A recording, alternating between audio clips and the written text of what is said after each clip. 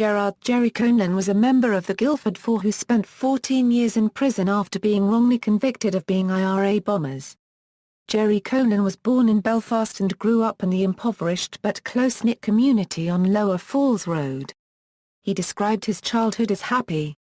His father was Giuseppe Conlon, a factory worker, and his mother was Sarah Conlon, a hospital cleaner.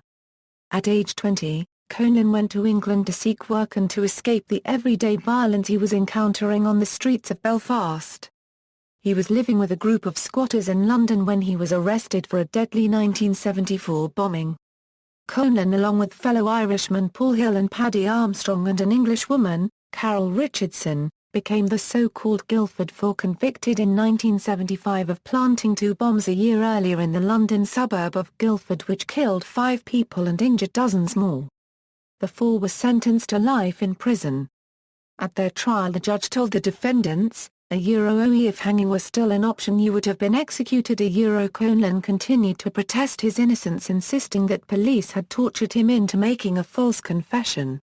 In October 1989 his position was vindicated, when the Guildford Four were freed after the Court of Appeal in London ruled that police had fabricated the handwritten interrogation notes used in the conviction.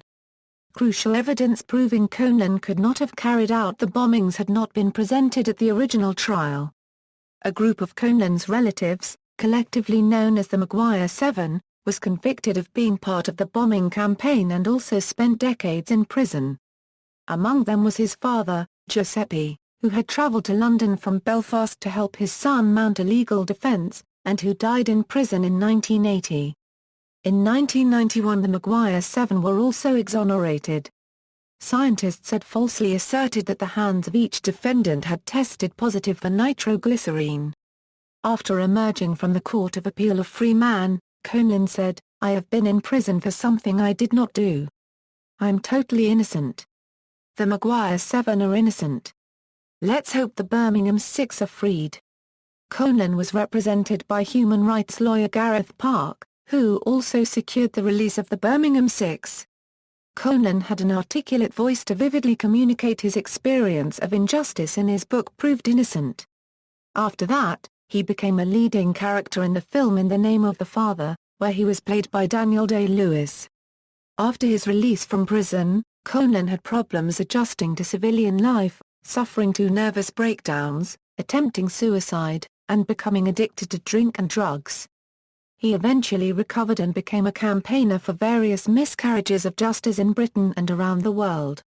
Conlon battled with lung cancer for a lengthy period before his death on June 21, 2014 in his native Belfast, survived by his partner, daughter and 2 sisters, Anne and Bridie.